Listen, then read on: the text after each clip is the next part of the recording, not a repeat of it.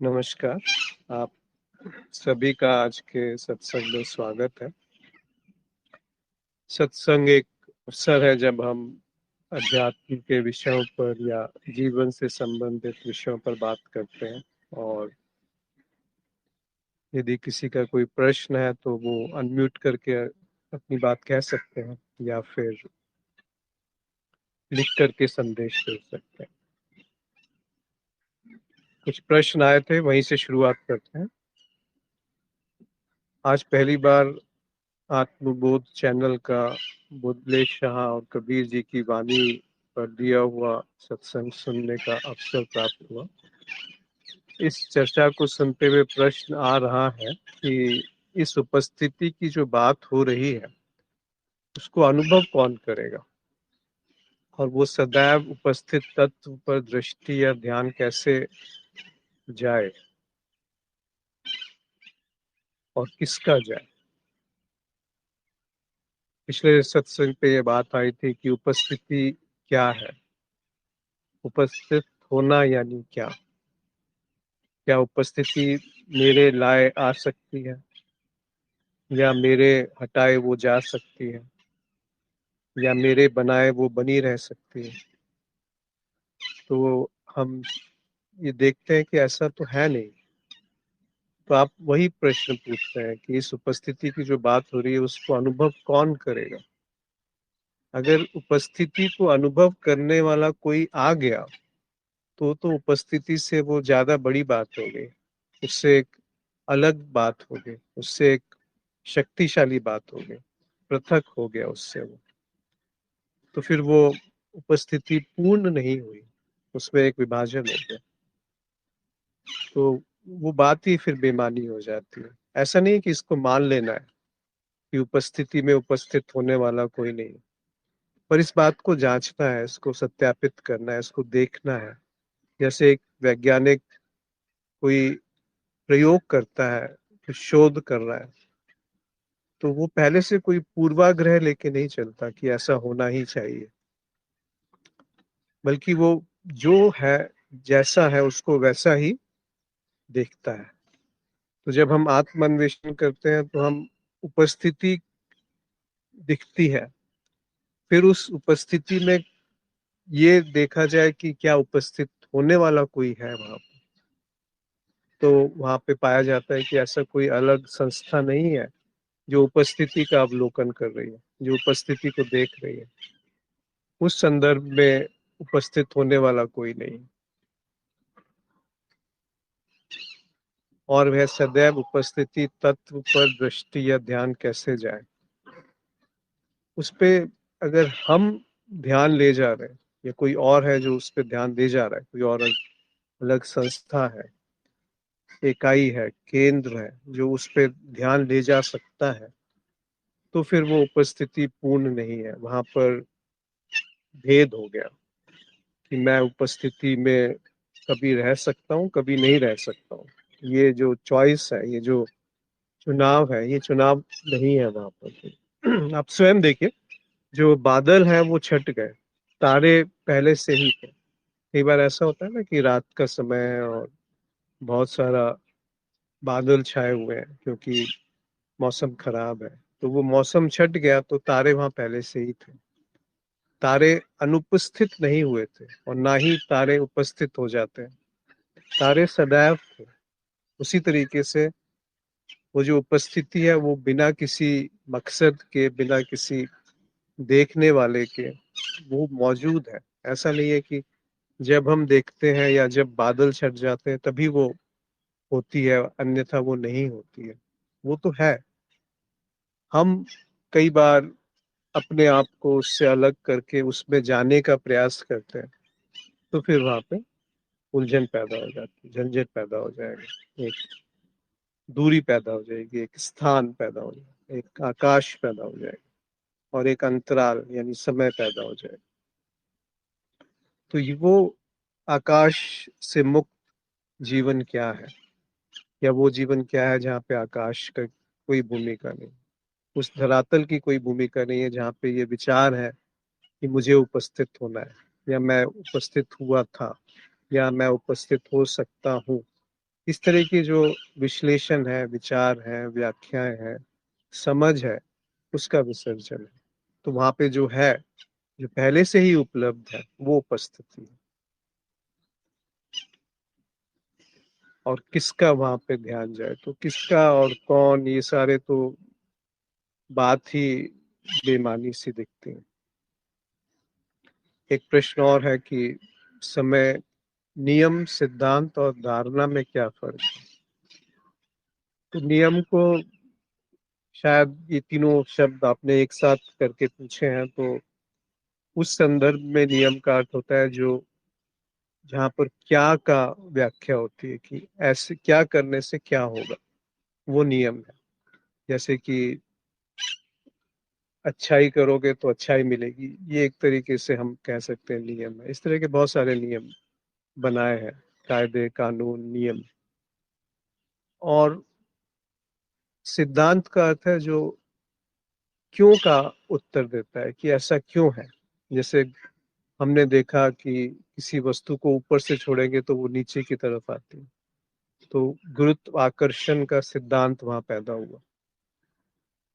वहां पर एक सिद्धांत बनाया गया उसको समझाने के लिए कि ऐसा क्यों होता है, तो उसका एक नाम दे दिया गया। पर सिद्धांत जो है वो बदलते रहते हैं समय के साथ।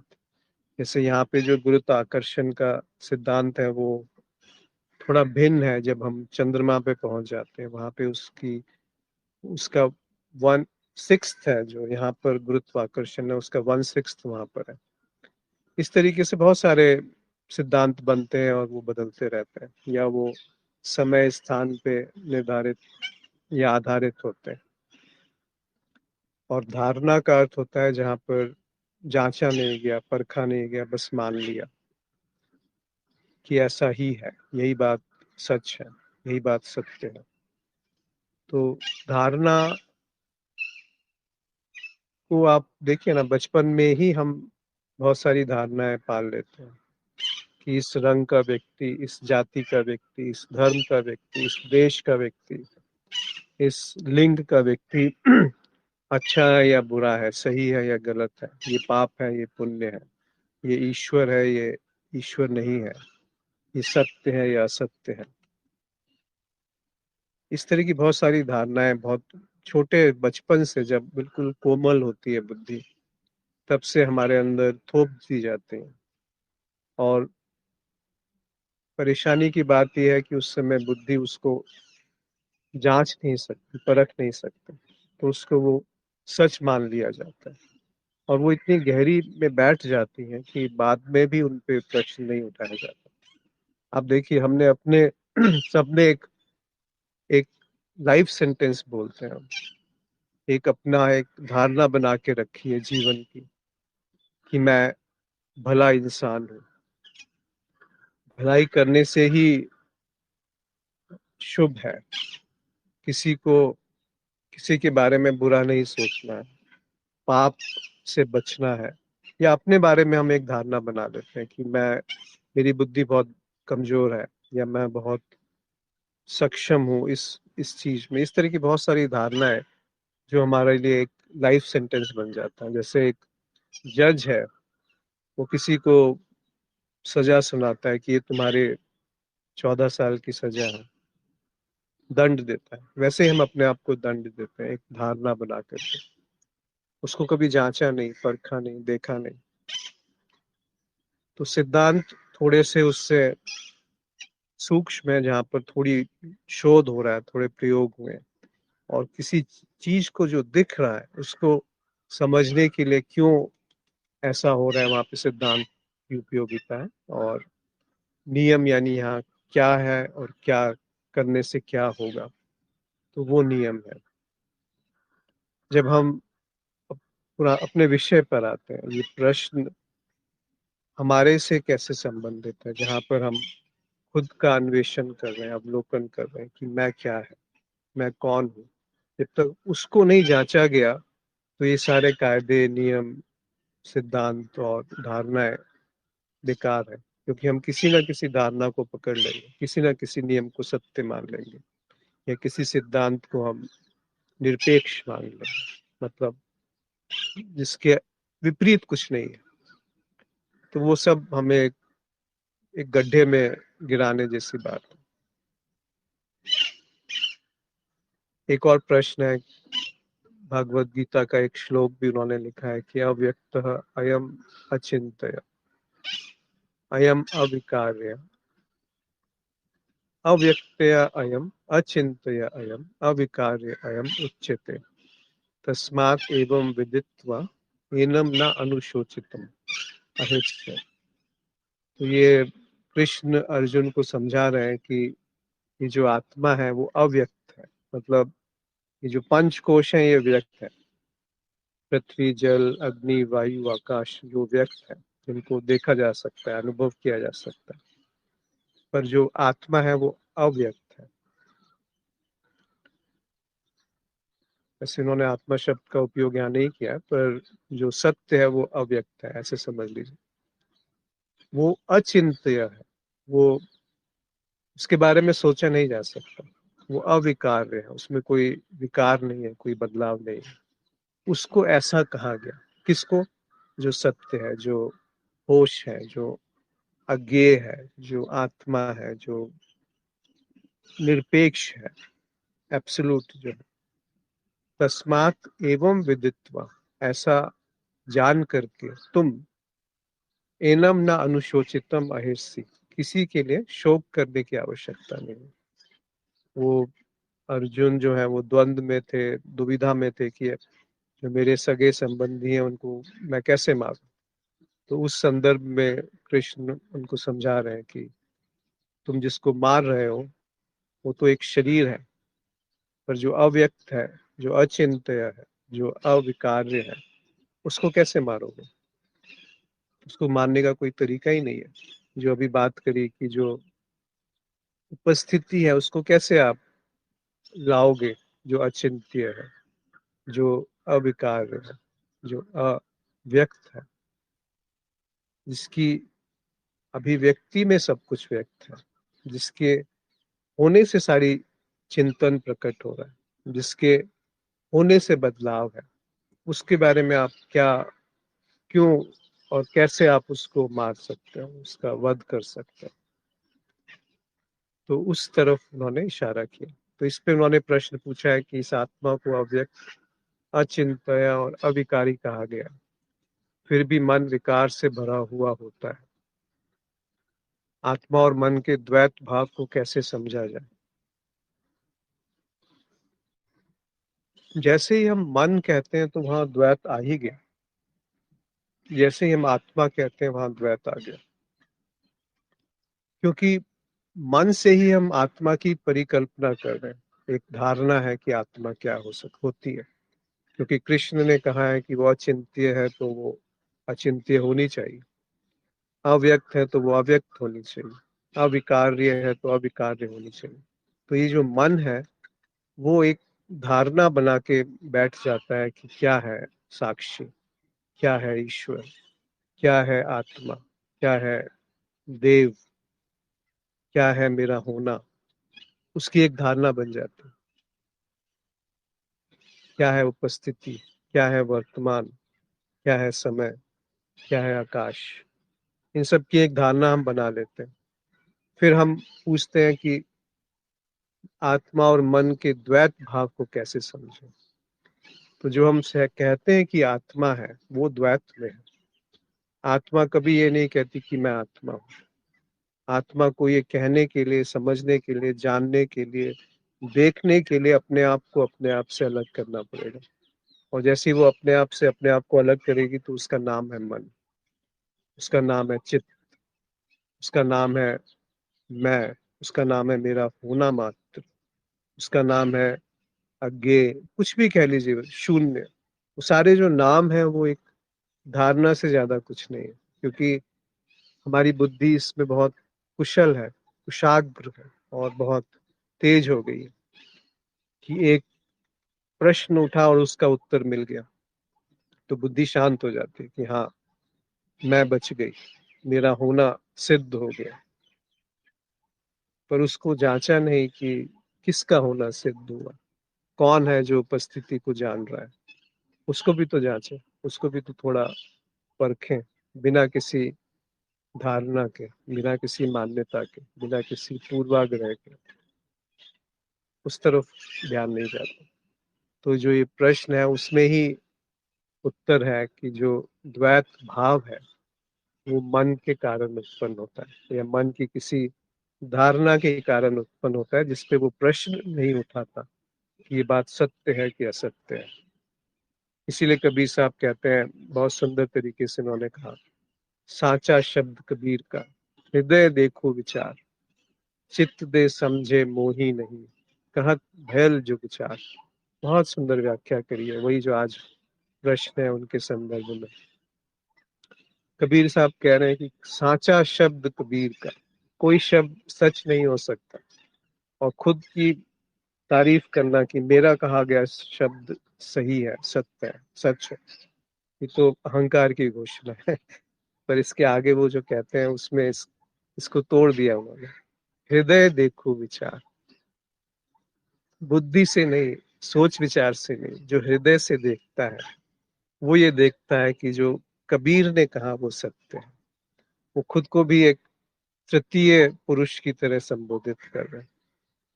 मैं भी नहीं, तू भी नहीं, ये शरीर भी नहीं, एक नाम जो उनको औपचारिक रूप से दिया गया, उस मनोशरीर से जो प्रकट है वो सत्य है, ऐसा उन्हें दिखता है।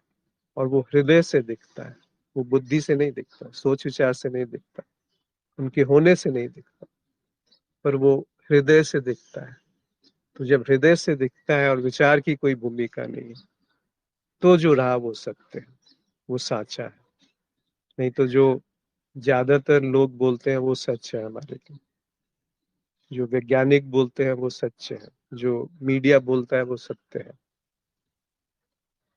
जो हमारे माँ बाप बोलते हैं वो सत्य है, जो समाज बोलता है वो सत्य है, जो धर्म शास्त्र बोलते हैं वो सत्य है। खुद जांचा नहीं हृदय से कि सत्य क्या है। चित्त दे समझे मोही नहीं, कहत भयल जुग चार।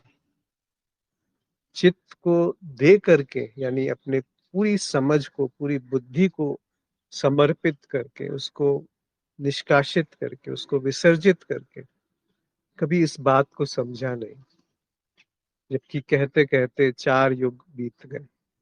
4 युग यानी सतयुग, त्रेता युग, द्वापर और कलयुग। ये चित्त की 4 अवस्थाएं हैं। जब सब कुछ अच्छा अच्छा है, सही सही है, तो वो चित्त की अवस्था को हम सतयुग कहते हैं। जहाँ महत्वाकांक्षाएं हैं, नियम है, सिद्धांत है, सही की तरफ अग्रसर होना है, उसको हम त्रेता युग कहते हैं। जहाँ उपद्रव है, लड़ाई झगड़ा है, धर्म अधर्म के बीच में लड़ाई है, सही गलत के बीच में द्वंद है, उसको हम द्वापर कहते हैं।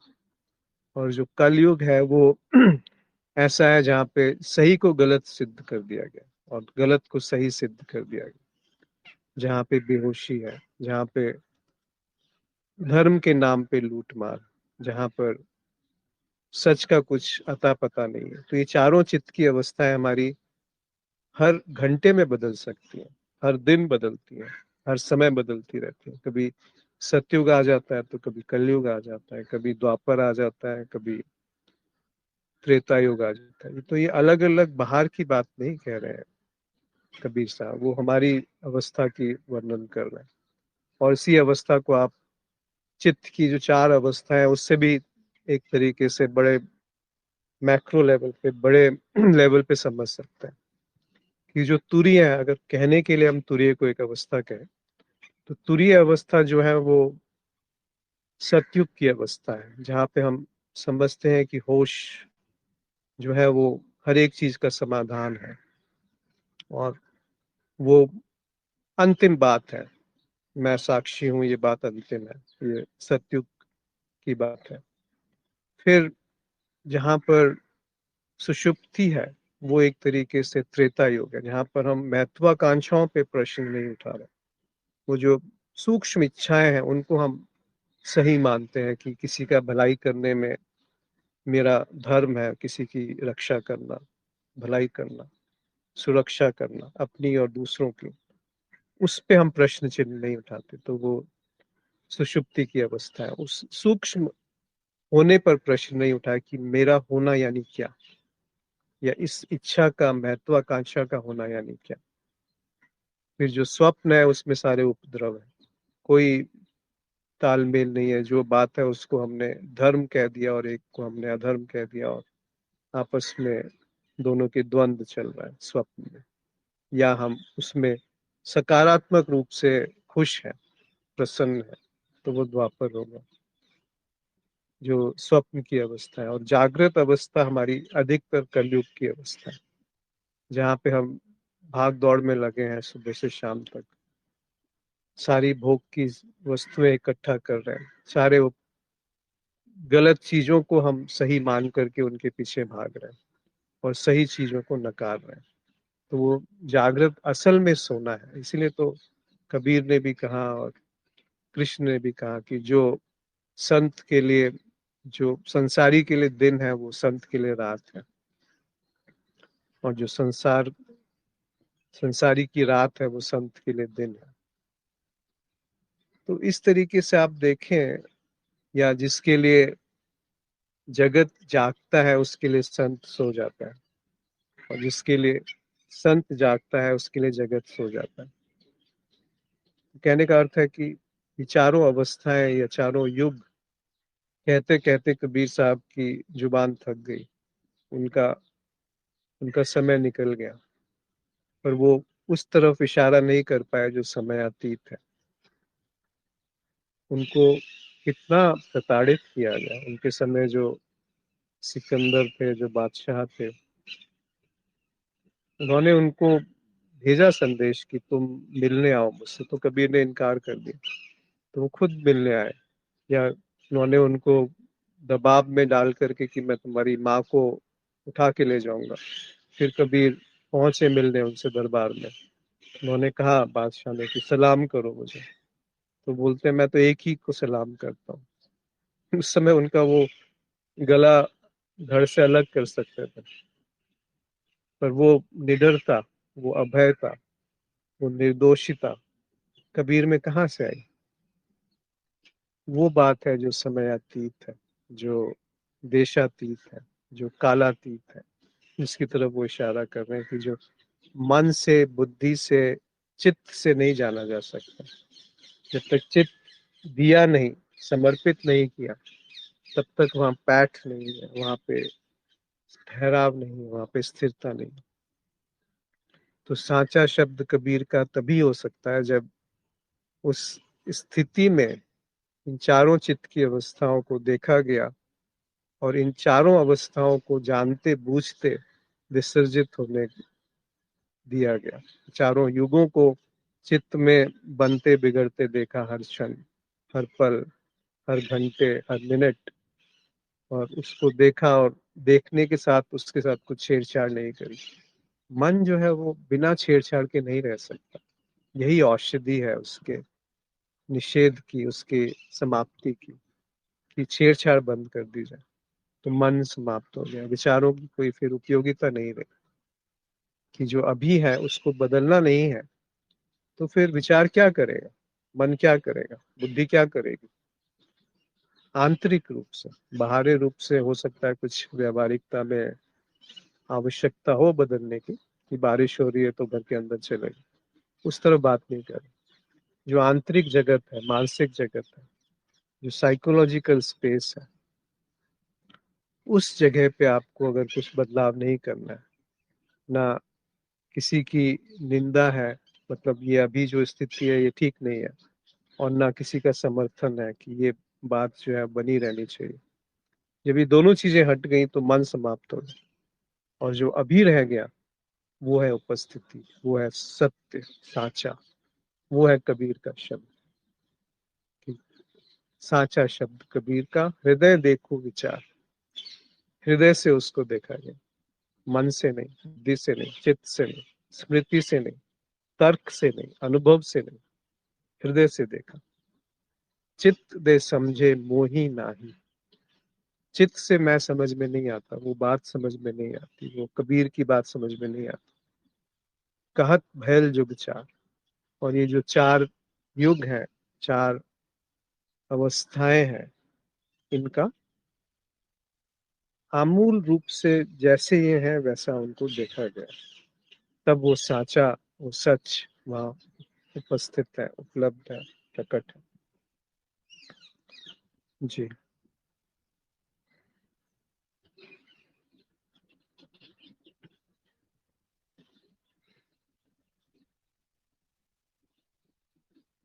कोई इस पे कुछ किसी की कुछ अपनी साझा करना चाहे कि ये जो बातें हैं इनका क्या तात्पर्य है हमारे जीवन से, या जीवन अलग है, व्यवहारिकता अलग है और ये बातें अलग है, इनका कोई संबंध नहीं है आनंद से, निष्कलुषता से,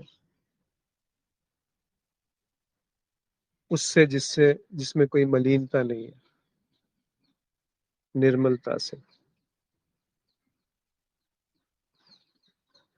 क्योंकि बिना मन के क्या देखेंगे, कैसे आप बयान करेंगे कि अद्वैत क्या है? बिना विचार को बीच में लाए कैसे आप कुछ बयान करेंगे? हृदय यानी क्या? हृदय यानी प्रेम। हृदय यानी वो जो तर्क वितर्क पे नहीं आता। हृदय यानी जो करुणा है। हृदय यानी जहाँ पर कोई कलुषिता नहीं है, कोई स्वार्थ नहीं है, कोई भय नहीं है, जो मुक्त है, वो है हृदय। उस हृदय से कैसे देखा जाए जहाँ कोई पूर्वाग्रह नहीं है, कोई धारणा नहीं है, कोई नियम नहीं है, कोई सिद्धांत नहीं है, कोई ऐसी उपस्थिति नहीं है जो मैं कल्पना कर रहा हूँ जिसकी। उस हृदय से कैसे देखें? क्या दिखेगा उस हृदय से? ऐसा हृदय होता भी है कि ये बस एक बहकाने वाली बात है? चित्त को समर्पित करने के बाद कैसे आप हृदय में प्रवेश करेंगे? क्या जानेंगे यदि चित्त ही हट गया, स्मृति हट गई? क्या जाना जा सकता है स्मृति के हटने के बाद? वो है सच, जो चारों युग से परे है, चारों अवस्थाओं से परे। कोई मित्र कुछ कहना चाहते हैं?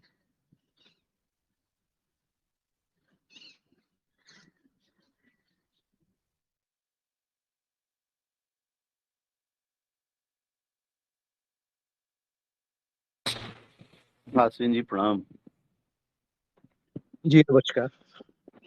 इस प्रश्न से संबंधित तो नहीं है, लेकिन मेरे एक जो है कि प्रश्न आ रहे हैं, उसको थोड़ा सा समाधान या मनन करा दीजिए थोड़ा सा।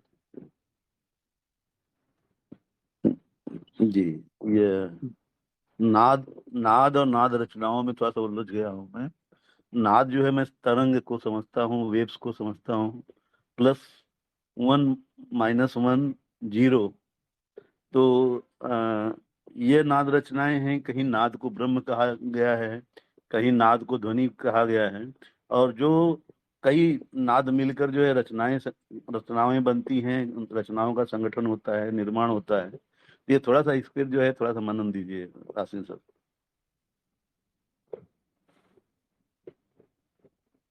आपने सही कहा, नाद को अलग अलग तरीके से अलग अलग जगह परिभाषित किया गया है। जो सबसे मौलिक ध्वनि है उसको भी नाद कहा गया है। जो अनहद है, मतलब जहाँ पे कोई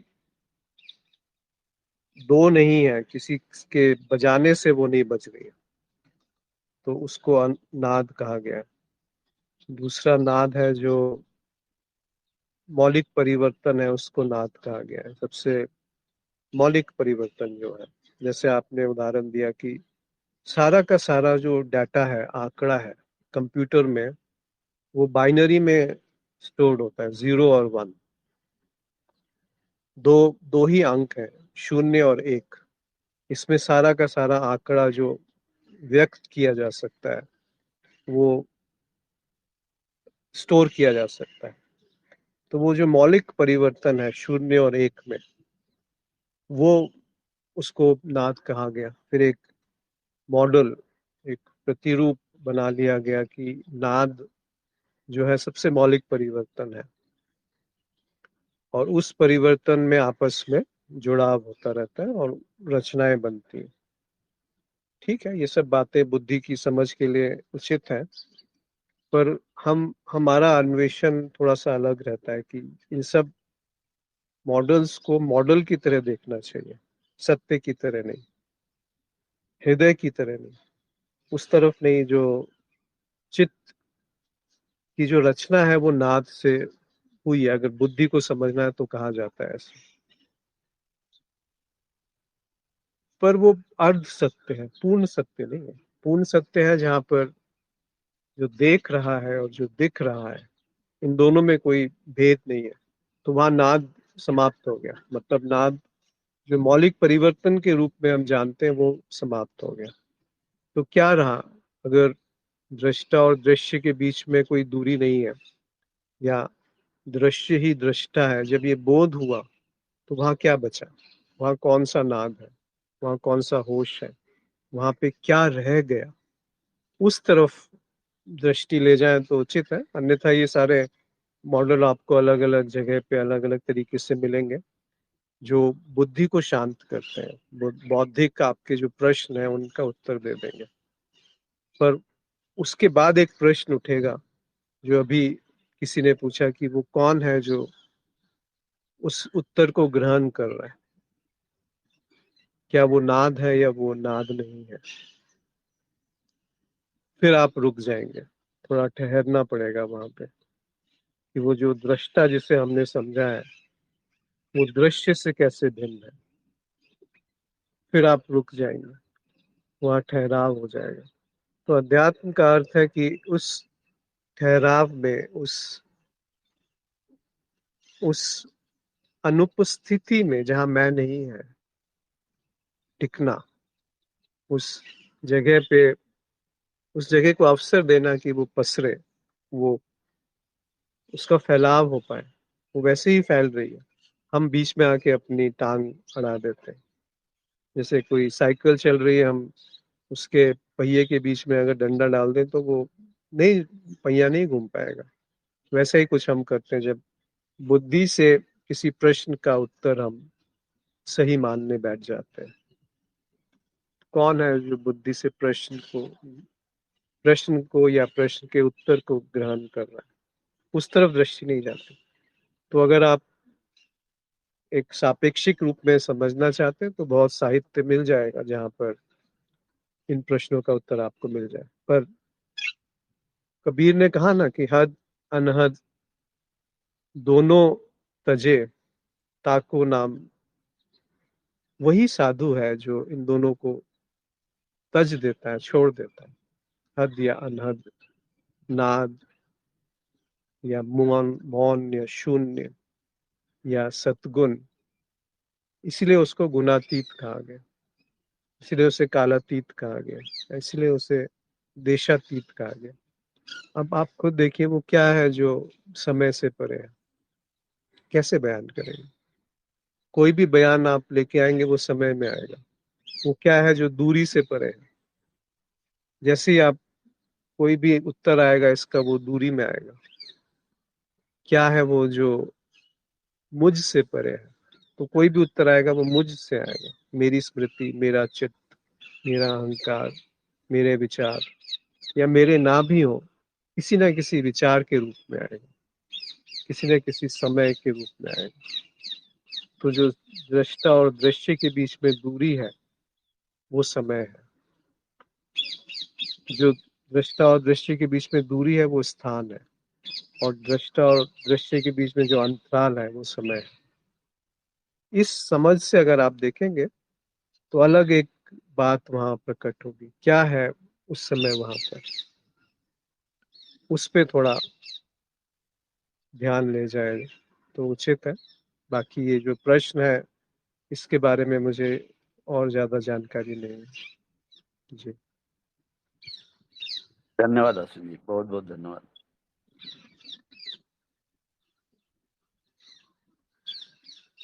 और कोई मित्र कुछ कहना चाहते हैं?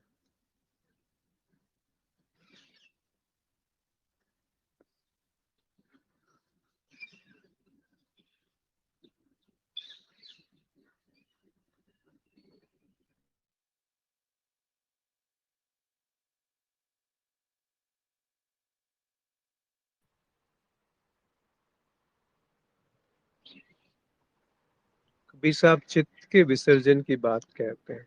चित्त दे समझे मोही नाही। जब तक चित्त है तो जो कहा गया है वो समझ में नहीं आएगा। जी, कोई कुछ कहना चाह रहे हैं?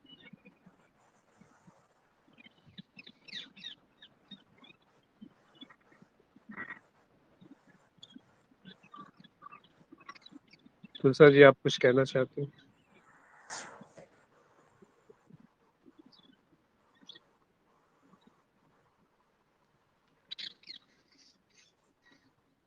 और कोई मित्र?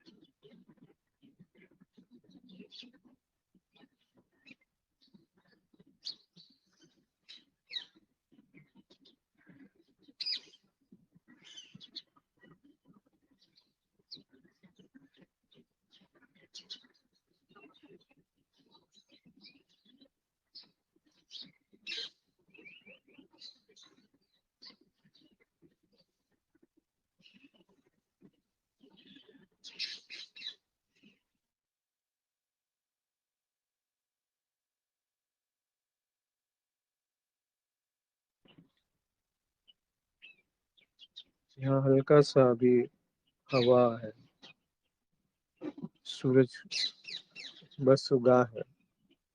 वो जो रोशनी है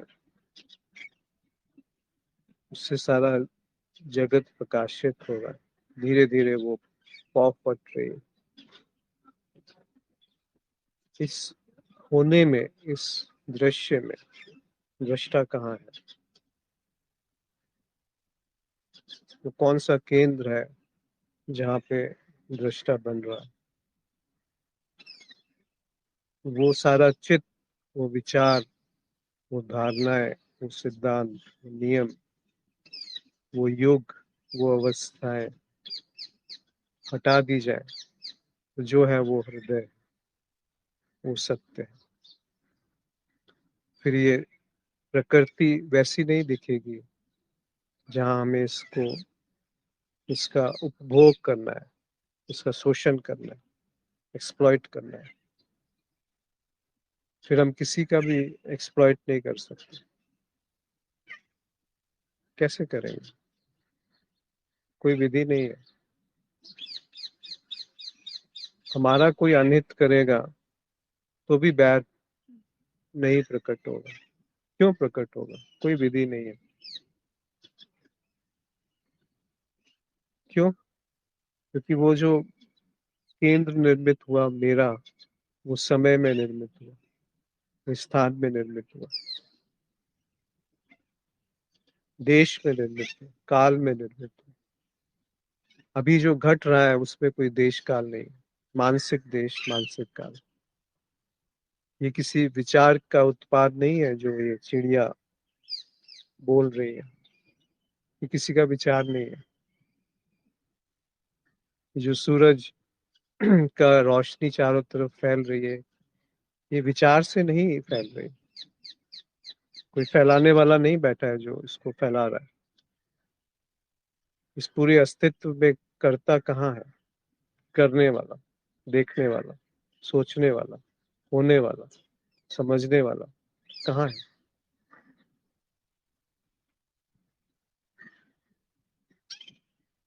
अगर चित्त, बुद्धि, मन, विचार, सोच विचार, इनको एक तरफ सरका दिया जाए, ये सब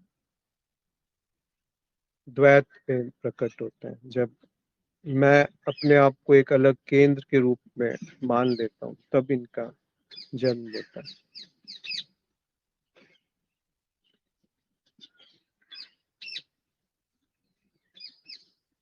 सूरज की रोशनी में चमकते हुए और हवा से हिलते हुए पत्तों में कौन करता है?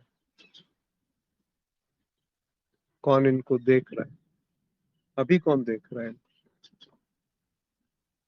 अभी जो सुना जा रहा है उसको कौन सुन रहा है?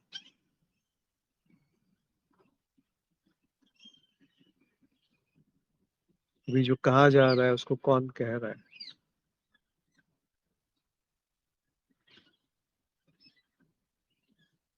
इन सबको एक तरफ कर देना चाहिए। कर देना चाहिए भी गलत है, ये एक तरफ हो जाता है जब ये समझ, जिसको उन्होंने कहा कि चित्त दे समझे मोहे नाही, तो वो जो समझ जिसमें चित्त नहीं है फिर भी समझ है, वो है उपस्थिति, वो है आत्मा, वो है सच, साचा शब्द कबीर का। फिर वो कबीर का ही नहीं रहा, वो हर उसका हो गया जो हृदय से देख सका, जो चित्त को एक तरफ करके इस हृदय में डूब सका, जो इस वाणी को हृदय से सुन सका,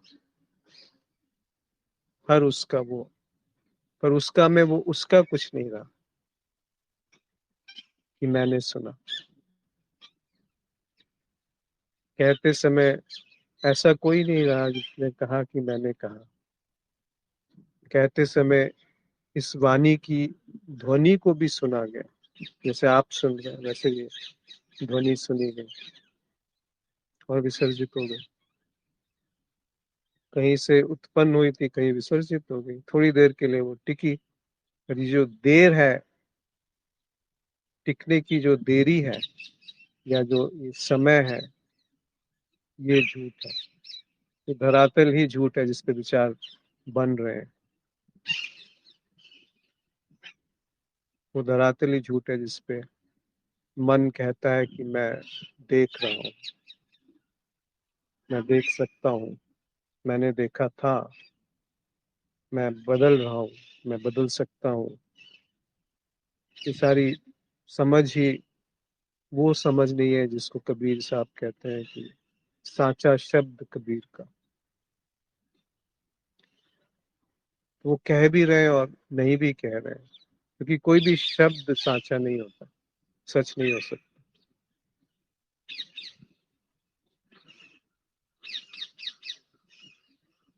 तो उसमें वो एक चीज जोड़ देते हैं, हृदय देखो विचार। हृदय से जिसने देखा तो वो शब्द साचा हो गया, सच हो गया, सत्य हो गया, एब्सोल्यूट हो गया। इसको आप चालाकी से नहीं देख सकते। हृदय से देखने का अर्थ है जहाँ चालाकी नहीं है। चालाकी से नहीं देख पाएंगे, तर्क से नहीं देख पाएंगे, बुद्धि से नहीं समझ पाएंगे। कैसे समझेंगे बुद्धि से? बिना तोड़े, बिना टूटे सब बुद्धि का अस्तित्व कहाँ रहा? आप एक दूरबीन से, एक टेलीस्कोप से तारे को देख रहे हैं, तो उस टेलीस्कोप से तारे को देखते हुए आप स्वयं को नहीं देख सकते उस टेलीस्कोप के माध्यम से। वैसे ही जैसे ही कोई माध्यम आया, चाहे वो बुद्धि का माध्यम हो, सोच विचार का माध्यम हो, मन का माध्यम हो, इंद्रियों का माध्यम हो, तो आप उस तरफ नहीं देख सकते जो देख रहा है। किसी माध्यम को बीच में ला, इसीलिए उसको अपरोक्ष कहते हैं। एक है प्रत्यक्ष, जो सामने प्रकट है, व्यक्त है, जो अभी कृष्ण के श्लोक में आया कि अव्यक्तम। व्यक्त को आप देख सकते हैं, अव्यक्त को कैसे देखेंगे?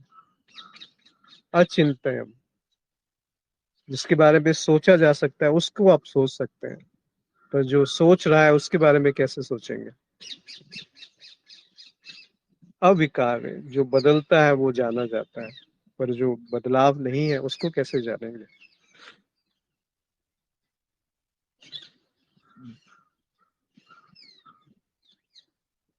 कोई मित्र कुछ कहना चाहते हैं? पता नहीं बात हो पाती भी है या स्पष्ट नहीं हो पाती।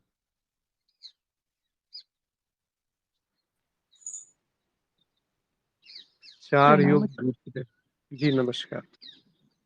जी, मेरी एक छोटी सी जिज्ञासा है कि कई बार ये सुना जाता है कि ब्रह्म अपनी स्थिति में ये कहे कि मेरे इतर जो कुछ भी है सब जड़ है, बस मैं ही हूँ।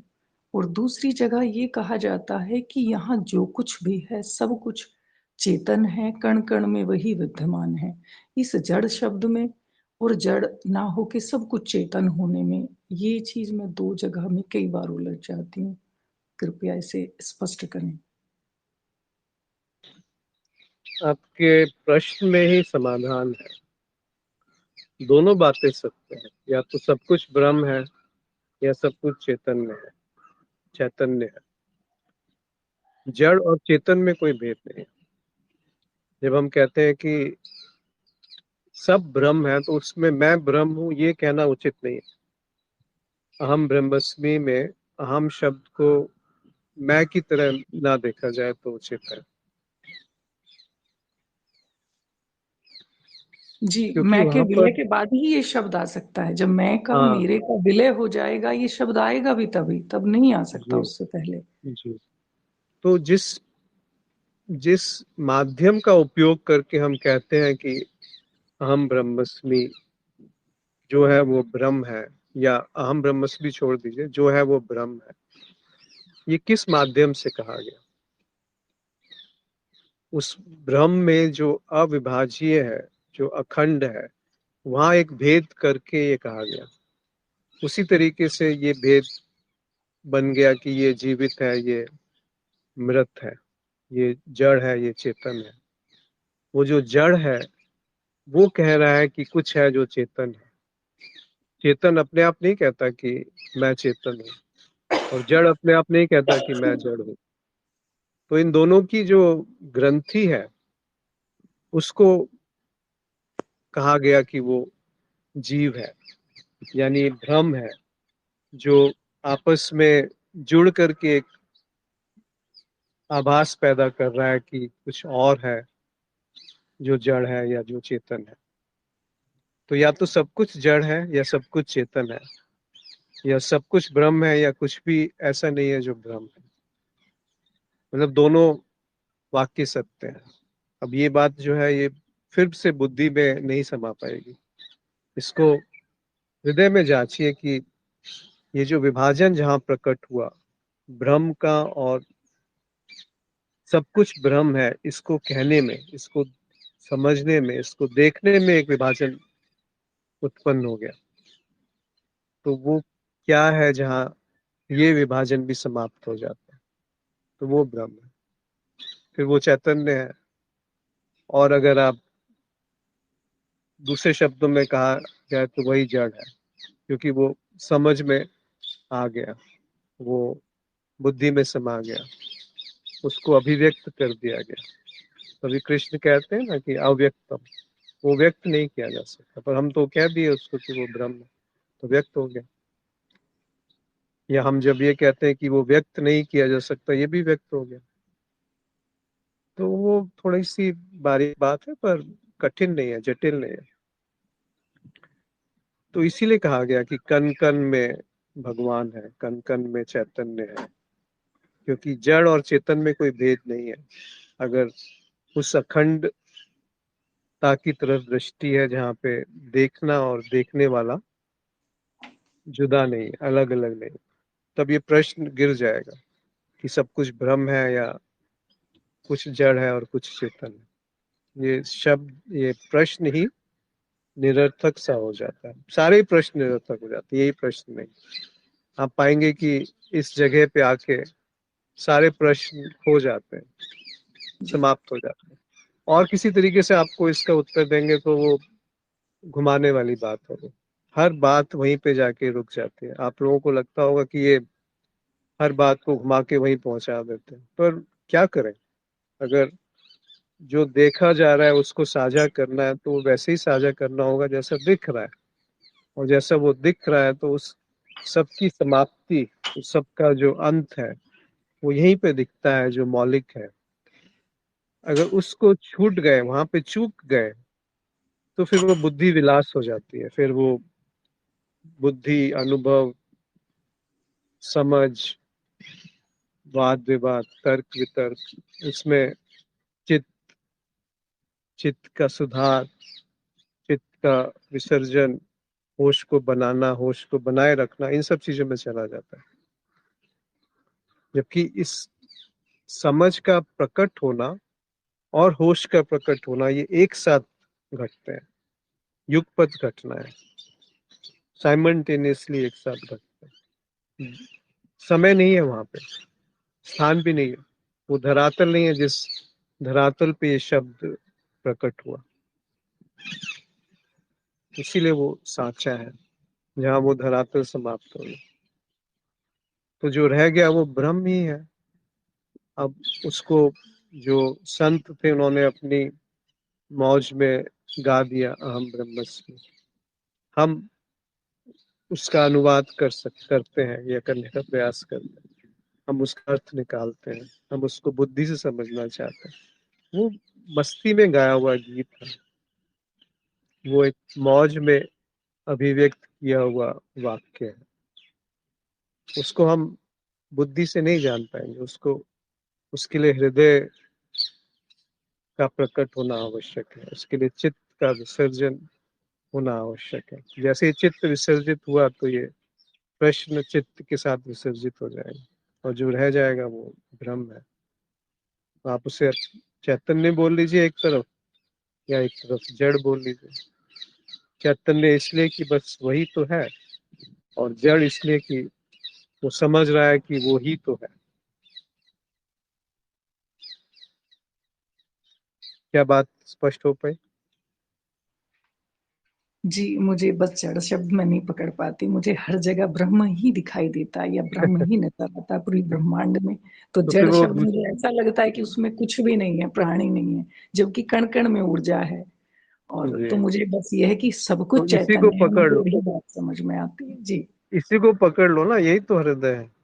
जी फिर जी। क्यों जड़ को पकड़ना चाहते हो? मान लो नहीं, आपने जो कहा वो जड़ भी शब्द सत्य है। को कई बार हुआ कि जड़ शब्द को किसी और वे में कहीं पे व्याख्यात करके ना पूरी माया को, सब कुछ को एक साइड कर दिया गया कि मेरे अलावा सब कुछ बिल्कुल जड़ है और कुछ भी नहीं। तो वो शब्द नहीं नहीं, मुझे नहीं, मेरी बुद्धि नहीं पकड़ पाती उसको, तो मुझे लगता है गलत मत शब्द पकड़िए यूज हो उसे, गया। मत जी पकड़िए उसे। अगर नहीं पकड़ में आ रहा तो आप, ये शुभ है। मेरे से हाँ पूछे तो ये शुभ है, क्योंकि फिर वो हृदय में गति है। जी सब चैतन्य है तो हृदय में गति है। नहीं तो जी हम जैसे ही महत्वाकांक्षा लाएंगे ना बीच में, तो सब जड़ हो जाता है कि मुझे इसका उपयोग करना है। जड़, जी जहाँ मैं हूं और मेरा उपयोग किया गया चैतन्य, जहाँ इस शरीर का उपयोग किया गया चैतन्य, जहाँ इस शरीर से कुछ मेरे विरोध के बिना प्रकट हुआ, वो शुभ है, चैतन्य है।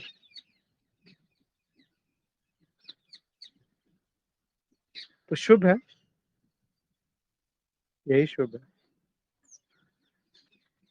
जी, उसकी तत्व, उसकी मौलिक बात को पकड़िए।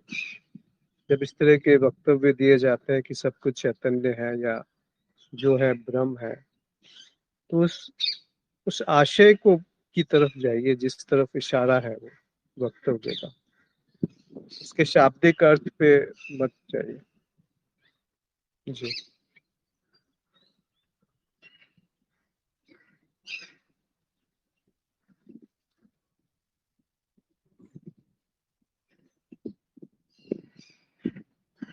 और कोई? शास्त्री जी, प्रणाम जी, भैया। जी, नमस्कार। ये एक जो है कि सत्संग में हम लोग चर्चा कर रहे थे, वहां पे थोड़ा सा जो है ये द्वैत अद्वैत की परे, या द्वैत अद्वैत का विलीनीकरण ही अज्ञेय है, या जो है अद्वैत ही अज्ञेय है। इस पे तो मेरा मनन था कि दोनों के परे या दोनों का विलीनीकरण ही अज्ञेय है। तो थोड़ा सा इसमें हमको फंसाव लग रहा है। फंसाव मतलब अद्वैत ही अज्ञेय है, ऐसा नहीं समझ पा रहा हूँ मैं बुद्धि से। अब ये बुद्धि का विषय नहीं है अज्ञेय को समझना, लेकिन थोड़ा सा इस पे जो है थोड़ा सा मनन दे दीजिए कि द्वैत अद्वैत का विलीनीकरण ही अज्ञेय है, या जो है कि अद्वैत ही अज्ञेय है? जी, धन्यवाद। दोनों में कोई एक आप नहीं चुन सकते, आप दोनों बातें एक ही चीज को अलग अलग तरीके से कह रहे हैं। मतलब अद्वैत ही अज्ञेय है, ये बात सही है। द्वैत अद्वैत का विलय ही अज्ञेय है, ये बात भी सही है। इन दोनों में कोई विरोधाभास नहीं है और ना इनका विरोधाभास करने की आवश्यकता है। वो फिर विश्लेषण की बात होगी, वो क्या बोलते हैं, बाल की खाल निकालने वाली बात होगी। क्योंकि अद्वैत ही अज्ञेय है, अर्थात कि जो जहाँ दृष्टा और दृश्य दो नहीं है, सबसे मौलिक भेद यही है दृष्टा और दृश्य का।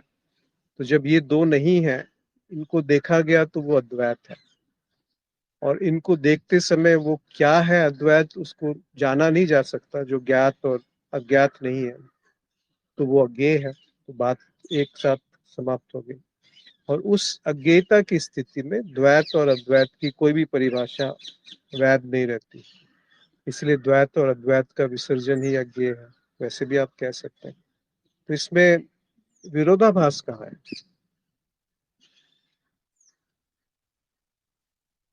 आत्म प्रकाश। जी जी जी जी, स्पष्ट हुआ। वही मैं थोड़ा सा उसमें हमको जो है लग रहा था कि कैसे इसको मैं नहीं समझ नहीं, पाऊँ। इन सब चीजों में मत फंसिए कि ये बात सही है और वो बात गलत है। दोनों बात सही हो सकती है ना।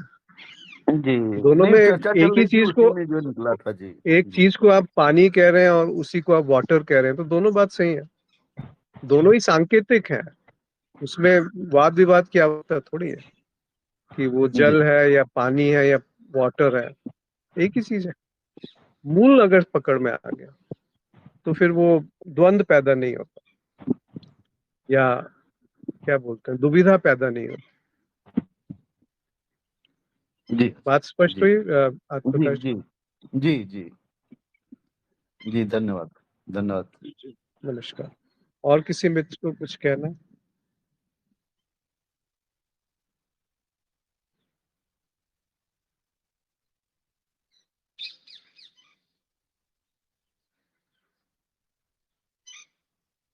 मीरा जी, आप कुछ कहना चाहते हैं? कैसे हैं आप?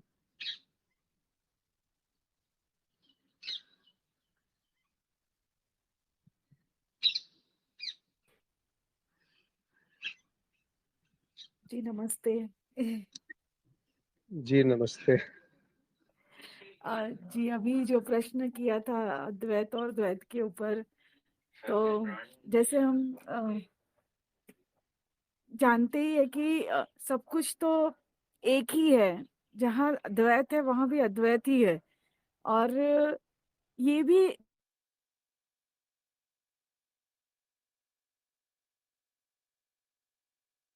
आपकी आवाज नहीं आ रही।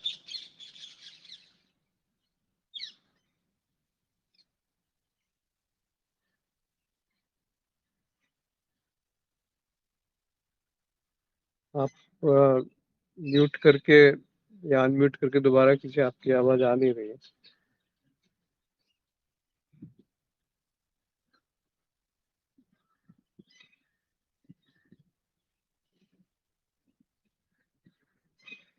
नहीं, अभी भी नहीं आ रही।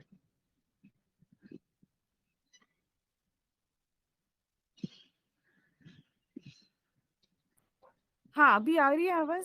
हाँ हेलो। जी, हाँ जी, अब आ रही है जी। जी जी जी। हाँ तो आपने तो इतना सुंदर तरीके से समझाया कि द्वैत और अद्वैत दोनों एक ही है। और अगर उसमें विभाजन भी किया जाए, अगर मैं अनुभव को भी देखूं, तो वो भी तो अज्ञेय ही है।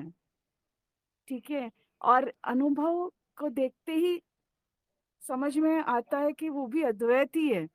अनुभव कर्ता के बिना कहाँ है। तो अ, सब कुछ अज्ञेय है, ना अद्वैत है, ना द्वैत है, ना अद्वैत है। सब कुछ अज्ञेय है, ऐसा भी बोल सकते हैं। कुछ भी नहीं समझा जा सकता। और यहाँ पे एक उपनिषद है, आध्यात्म उपनिषद।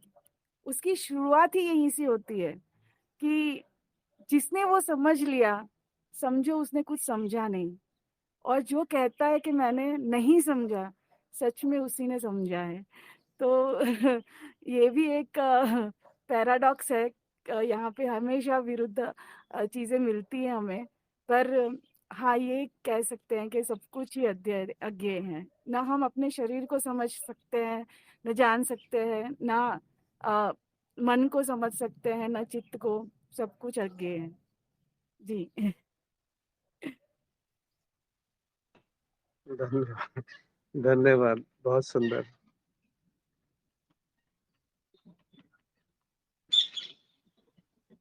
कितना सरल है ना।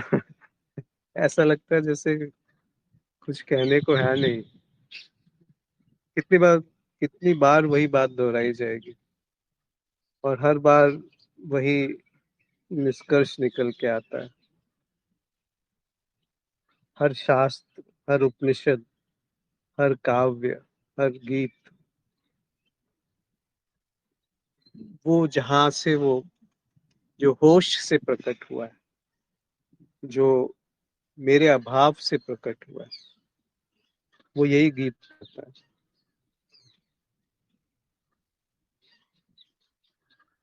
कि इस पचड़े में मत पड़ो।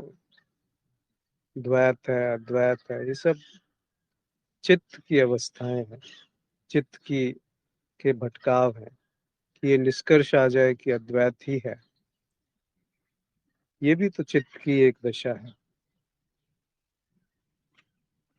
या मैं साक्षी हूँ, ये भी तो चित्त कह रहा है। तो वो क्या है जो चित्त के परे है? इसीलिए तो कबीर साहब कहते हैं ना आज कि चित्त दे समझे मोहे नहीं। आदित्य जी ने लिखा है, जांचना पड़ेगा कि जड़ क्या वास्तव में जड़ है या जड़ अलगाव के भ्रम का संकेत है। जी। परमविद जी ने लिखा है कि हृदय का संवाद के बारे में कुछ मनन। आप कहना चाहते हैं परमविद जी हृदय के संवाद के बारे में, या कुछ सुनना चाहते हैं? जी प्रणाम।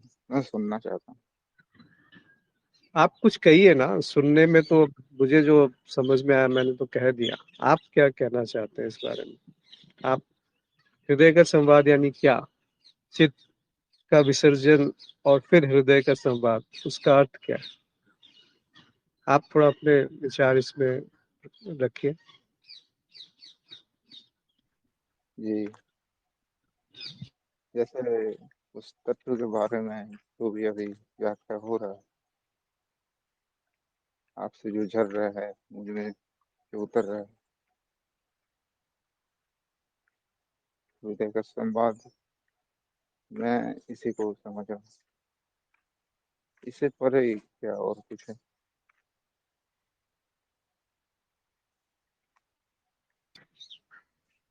इसके परे और कुछ है कह नहीं सकते। हो सकता है हो सकता है ना हो, पर अभी तो यही दिख रहा है कि ऐसा है,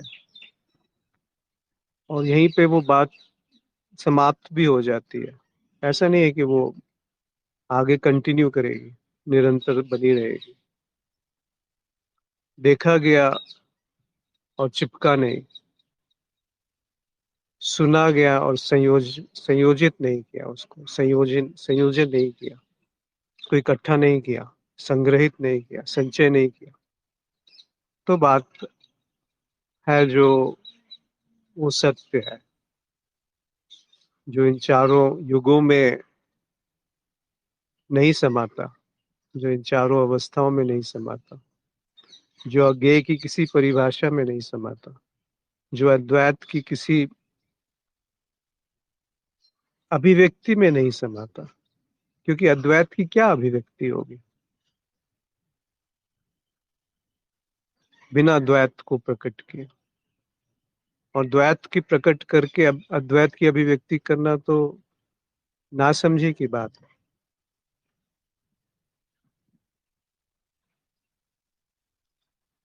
बस इतना दिखना कि क्या द्वैत है, उस जगह पे अगर दृष्टि निष्ठा भंग हो गई कि द्वैत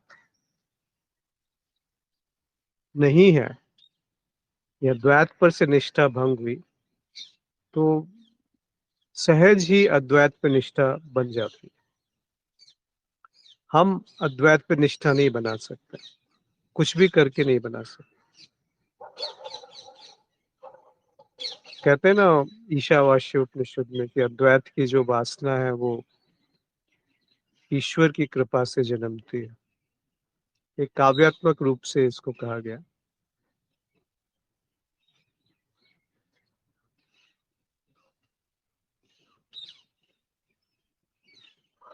जी धन्यवाद। जी, आप सबका आभार। कोई और कुछ कहना चाहते हैं? अन्यथा आज यहाँ पे समाप्त करेंगे। नमस्कार। इस कबीर साहब की बात के साथ रहिए।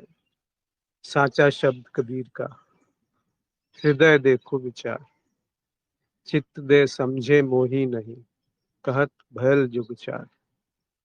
वो क्या है जो 4 युगों के परे है? वो अभी विद्यमान है। वो क्या है जो 4 अवस्थाओं के परे है? वो अभी विद्यमान है। बस हृदय चित्त समर्पित हुआ और हृदय प्रकट हुआ तो जो भी कहा गया वो सत्य है। असत्य में कहते हुए भी वो सत्य है। जी, नमस्कार।